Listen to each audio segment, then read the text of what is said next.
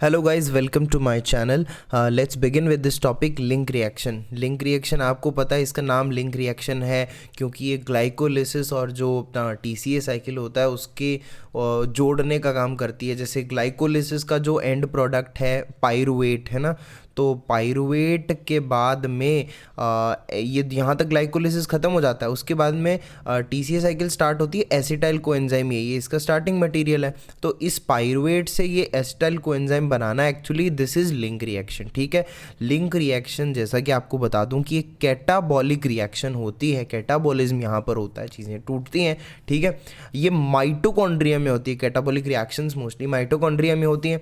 और फिर यही अंडरस्टूड सी बात है कि ये इंसुलिन से एक्टिवेट होती है और लिंक रिएक्शन का एंजाइम डीफॉस्फोराइलेटेड स्टेट में एक्टिव होता है। ठीक है, तो ये माइटोकॉन्ड्रिया में होती है। तो चलो जी, माइटोकॉन्ड्रिया एक बार थोड़ा सा बना ही लिया जाए। माइटोकॉन्ड्रिया, ये लो माइटोकॉन्ड्रिया बना ली। ये बाहर की तरफ तो मैंने साइटोप्लाज्म दिखाया है। ठीक है, ये है cytoplasm and this is mitochondria. ठीक है, देखो माइटोकॉन्ड्रिया की जो मेम्ब्रेन है, डबल मेम्ब्रेन बाउंड होता है ना माइटोकॉन्ड्रिया, तो माइटोकॉन्ड्रियल जो मेम्ब्रेन है उस मेम्ब्रेन के थ्रू ये पाइरुवेट भी क्रॉस कर सकता है, ये एस्पार्टेट है ये भी क्रॉस कर सकता है, मैलेट भी इस मेम्ब्रेन को क्रॉस कर सकता है। ठीक है, लेकिन कौन नहीं कर सकता, दिस इज इंपॉर्टेंट। कौन नहीं कर सकता भाई, बता दो कौन नहीं कर सकता। ये NADH और ऑक्जेलो एसीटेट, ये दोनों NADH और ऑक्जेलो एसीटेट इस मेम्ब्रेन को क्रॉस नहीं कर पाते हैं। Right, okay. देखो पाइरुवेट जो होता है ना, ये ग्लाइकोलिसिस से आता है। देखो हमें मेन तो पाइरुवेट से मतलब है कि ये क्रॉस करे और फिर आगे जा करके आगे अपनी टीसीए साइकिल चले, एनर्जी बने। ठीक है, तो ये जो पाइरुवेट है एक्चुअली ये कैसे अंदर घुसता है ये बात जानने की है। पाइरुवेट क्रॉस करता है थ्रू दिस, ये मैंने ग्रीन कलर में बनाया है पाइरुवेट प्रोटोन सिम्पोर्ट। ठीक है, तो ये पाइरुवेट प्रोटोन सिम्पोर्ट के थ्रू अंदर घुसता है, साथ में H पॉजिटिव यानी एक प्रोटोन भी अंदर आ जाता है। ठीक है, ये पाइरुवेट अंदर आते ही, पाइरुवेट 3 कार्बन का मॉलिक्यूल होता है ना। ठीक है, अंदर आने के बाद ये बदल जाता है एसिटाइल कोएंजाइम A में। ठीक है, तो एसिटाइल कोए में कन्वर्ट हो जाता है ये। तो एंजाइम कौन सा लगता है इसके अंदर, एंजाइम लगता है पाइरुवेट डीहाइड्रोजिनेज कॉम्प्लेक्स। ठीक है, तो पाइरुवेट डीहाइड्रोजिनेज कॉम्प्लेक्स है। डीहाइड्रोजिनेज जहां पे मैंने बताया एक बार, डीहाइड्रोजिनेज जहां पर होता है वहां पर ऑक्सीडेशन जरूर होता है। ठीक है, ऑक्सीडेशन जरूर होता है वहां पर। ठीक है, और उसके अलावा आप ये ऑब्जर्व कर रहे हो कि ये पाइरुवेट तो 3 कार्बन का है और एसिटाइल 2 कार्बन का ही है। इसका मतलब 1 कार्बन कम हो गया, तो 1 कार्बन कहाँ गया, ये निकल गया यहाँ पर। ठीक है, एक CO2 के फॉर्म में इसको निकाल देते हैं। ठीक है, तो ये क्या हुआ है, डी कार्बोक्सिलेशन भी हुआ है। तो हमने बोला कि एक तो हुआ है ऑक्सीडेशन और एक हुआ है डी कार्बोक्सिलेशन, तो we will call this oxidative decarboxylation हो गया है यहाँ पर।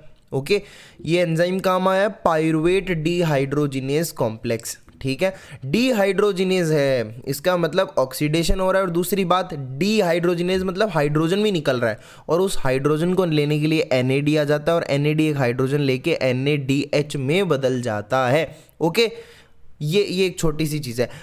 ऑक्सीडेटिव डीकार्बोक्सिलेशन के अंदर विटामिन B1 एंजाइम जो कॉम्प्लेक्स है वो रिक्वायर्ड होता है। Vitamin B1 is required for this oxidative decarboxylation. तो भाई सोचो कि अगर विटामिन B1 की कमी हो जाए, इस एंजाइम की कमी हो जाए तो क्या होगा, बेरी होगा। ठीक है, ये हम पढ़ते भी हैं छोटी क्लासों में कि berry deficiency of vitamin B1 से हो जाता है।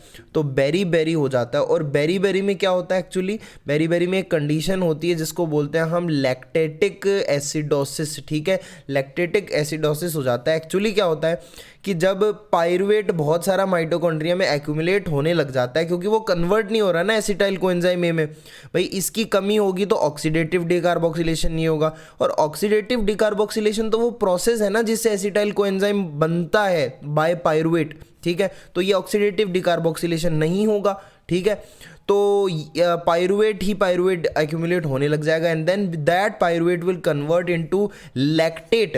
ठीक है, and the condition will be lactic acidosis, then lactic acidosis हो जाएगा। तो ये एक्चुअली एक छोटी सी चीज़ है। ठीक है, लिंक रिएक्शन इरिवर्सिबल होती है। लिंक रिएक्शन इरिवर्सिबल होती है, माने पाइरुवेट से एसिटाइल कोएंजाइम ए बन सकता है एक बार, लेकिन फिर एसिटाइल कोए से पाइरुवेट दोबारा नहीं बनेगा। रिमेंबर दिस थिंग, ठीक है। इसके पीछे एक और क्वेश्चन हम तैयार कर लेते हैं। यहाँ पे पाइरुवेट आता है किसी ना किसी कार्बोहाइड्रेट से, ग्लूकोज से, ठीक है, कार्बोहाइड्रेट से आता है पाइरुवेट, और एसिटाइल कोएंजाइम ये फिर फैट्स में यूज़ होता है, ठीक है। तो एक चीज़ याद रखना, हमने पहले भी पढ़ा है इस चीज़ को, या हम जानते हैं, कॉमन बात है कि कार्बोहाइड्रेट तो एक्सेस में होता है, वो फैट में बदल जाता है, लेकिन कभी ऐसा सुना है कि फैट कार्बोहाइड्रेट में बदल रहा है? ऐसा नहीं होता, दिस नेवर हैपन्स कि फैट कार्बोहाइड्रेट में बदल रहा है, कार्बोहाइड्रेट फैट में बदल जाता है। और इसका रीज़न आपको कोई पूछे कि भाई फैट कार्बोहाइड्रेट में क्यों नहीं बदलता, द रीज़न इज कि लिंक रिएक्शन इरिवर्सिबल होती है, ठीक है। कई बार एज ए डॉक्टर पेशेंट्स आते हैं हमारे पास और हमें बोलते हैं कि डॉक्टर साहब मेरे को तो बड़ा शरीर में कमज़ोरी लग रही है, बहुत एलो फील कर रहा हूँ, है ना, लेज़ी फील कर रहा हूँ, एनर्जी कम लग रही है मेरे को। तो एज ए डॉक्टर आप उसको लिख देते हो कि विटामिन बी कॉम्प्लेक्स लिख देते हो, आपको बी कॉम्प्लेक्स के विटामिन लिख देते हो आप, ठीक है। ऐसा क्यों लिखते हो आप? देखो रीज़न बताता हूँ मैं आपको। कुल मिलाकर के 5 कोएंजाइम्स ऐसे होते हैं, कितने होते हैं? 5 कोएंजाइम्स ऐसे होते हैं which are needed for link reaction and TCA cycle. अच्छा, लिंक रिएक्शन और टीसीए साइकिल से हमारे पास क्या बनती है? एनर्जी बनती है ना, इन्हीं प्रोसेसेस से। तो अगर मान लो कि बॉडी में इन 5 कोएंजाइम्स की कमी होने लगेगी ना, तो एनर्जी भी कम होने लगेगी, तो लो फील होगा, ठीक है। तो ये जो 5 कोएंजाइम्स हैं हमारे पास, ये 5 कोएंजाइम कौन से हैं? एक तो विटामिन B1 है, एक B2 है, B3 है और B5 है, ये तो बी कॉम्प्लेक्स हो गए। इसके अलावा लिपोइक एसिड, ठीक है। तो B1 2 3 5, 4 नहीं है, 1 2 3 5, ओके। तो ये 5 कोएंजाइम्स हैं, तो अगर इनकी कमी होने लगेगी तो एनर्जी की कमी होने लगेगी। एंड एक और स्पेशल बात, एक एंजाइम होता है पीडीएच कॉम्प्लेक्स, ठीक है। This enzyme group is present in mitochondrial membrane, inner mitochondrial membrane में प्रेजेंट होता है, लेकिन ये रिएक्शन कहाँ करता है? लेकिन इसका काम कहाँ होता है? माइटोकॉन्ड्रियल मैट्रिक्स के अंदर, but reaction occurs in mitochondrial matrix, but it is present in inner mitochondrial membranes. These are the points which you need to remember regarding this link reaction. अब आपका लिंक रिएक्शन का topic एकदम तैयार है, तो मिलते हैं नेक्स्ट वीडियो में with a new topic. Till then take care, bye bye.